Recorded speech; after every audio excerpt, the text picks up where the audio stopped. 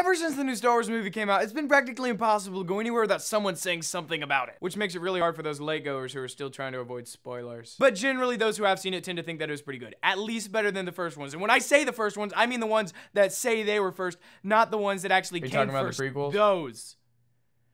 Thanks. But nobody really seems to think that it was at the same level as the other ones. The original? That. Dude, just you. But really, could you expect any different? I mean, all the Star Wars geeks that I met seem to view those first three films as this, like, untouchable, flawless piece of art. And then they make it into some kind of crazy quality standard that they know no other movie will ever match up to. And I just really don't think that's fair because, well, they aren't flawless. There, I said it. I said it. And trust me, I'm aware that some of you might not completely agree with that assessment, especially those of you who are typing mean things about my mother in the comments right now. Thanks for that. But if you guys could just open your small minds to the possibility that you might be wrong, I'll tell you why I think that. With my top 10 biggest problems in Star Wars. You son of an Ewok. That's what I was gonna say. Number 1, the intro. I could probably sit here and tell you that the opening music is just a piece of ancient trash that needs to be burned alive in the fires of the Death Star, but then my YouTube account might get deleted by some Star Wars crazed Google employee, so yeah, I'm just gonna not. But one thing I really can't keep my mouth shut about is that 2D Star Wars logo that slowly creeps out of sight. Really? I guess it kind of made sense for the originals. I mean, it's all you could do, so you kind of had to. But with the prequels and even the new one that just came out, I mean, we can do cool stuff now. And whoever thought that blue was a good idea for this text, maybe consider Wendy's as a possible career option. Number 2, the languages. How is it that in a universe so big that you have to use light speed even if it's just to get blue milk, there aren't any real problems with language barriers? Either the characters in this movie are insanely lucky with who they run into, or they just know all of the languages. And then there are things like droids and Wookiees. Nobody ever seems to have any trouble understanding them, and they don't even get subtitles, which I personally think would be a great addition to the film. That way we don't have to deal with the awkward explanation dialogue from Han and others who took Wookiee for a second language when they were younglings. Number 3, droid battery power. Do these things have like a nuclear reactor inside of them? How do they last so long without a recharge? I've never once seen a Jedi plug one of these things in before they go to sleep. Just think if we were able to take whatever's powering them and put it into our smartphones, we'd never have to deal with 2% ever again. And just like our ancestors, we can know what freedom is. Number 4, lightsaber. How on Earth, or whatever planet you live on, does this seem like a good idea for the handle of your weapon? I mean, there obviously is enough space on here for one hand to fit fairly uncomfortably, but what if you get into like a saber lock or something? Where are you supposed to put your other hand? And those edges there look pretty sharp. What if you cut your hand on one of them, or press too hard and get weird indents on your fingers? If that's the best option, it still doesn't sound like a good one to me. Number 5, Jedi still use lightsaber. Discomfort aside, I'm still not completely convinced that we should even be using these things. By no means am I denying the coolness of a lightsaber, but sometimes we gotta go function over form. And that's really what I think the blaster offers us. I am gonna get so much hate for saying all that. But just think about this for a second.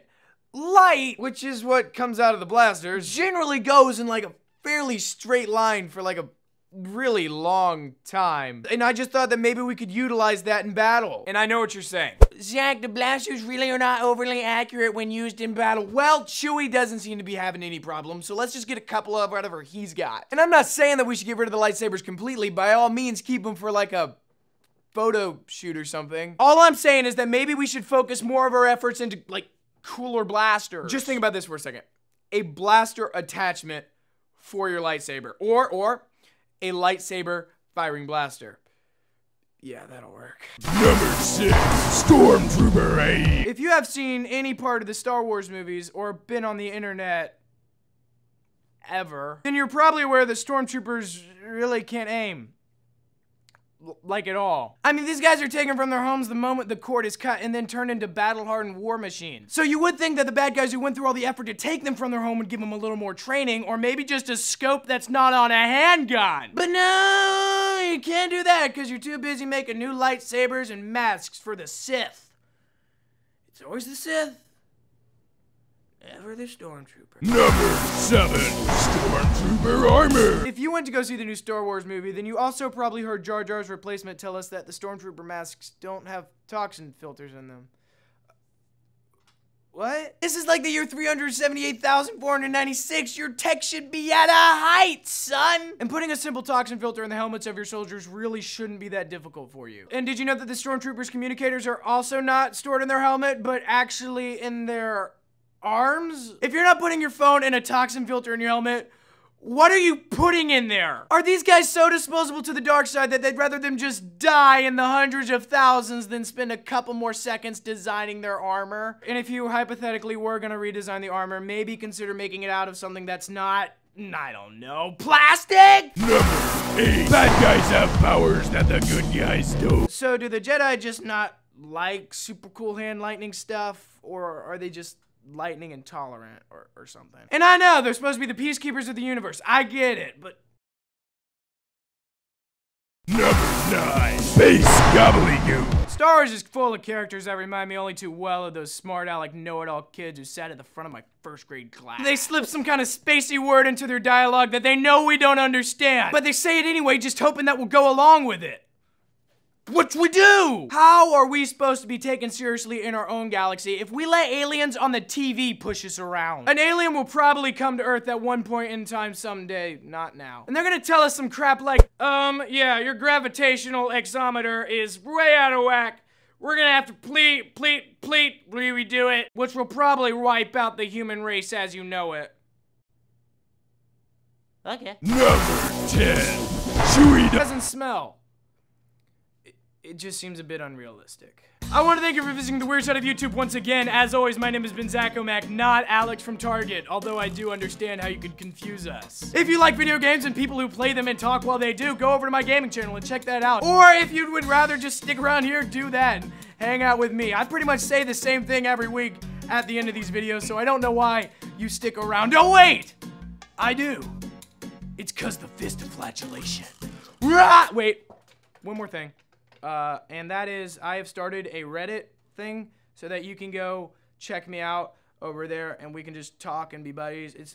So the same one I'm going to be using for my gaming channel is going to be the one I'll be using for this. And it's basically just a place where we can go and chat with each other. And so that when I say I can't post a video this week, you'll know why. And you don't actually have to go there to know why. I've been watching YouTube videos. That's pretty much my outgoing response. Now we can flatulate!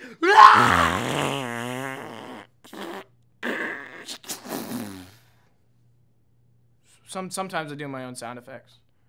I don't know if you knew that or not.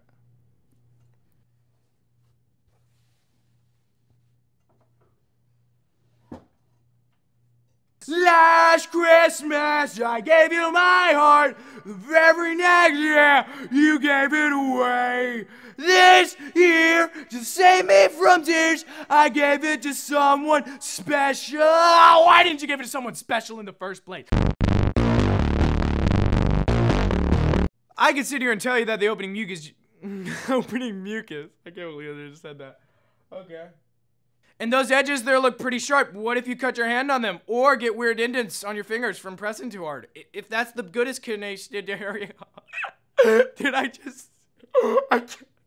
Oh my goodness. That has to be the worst fail of all time.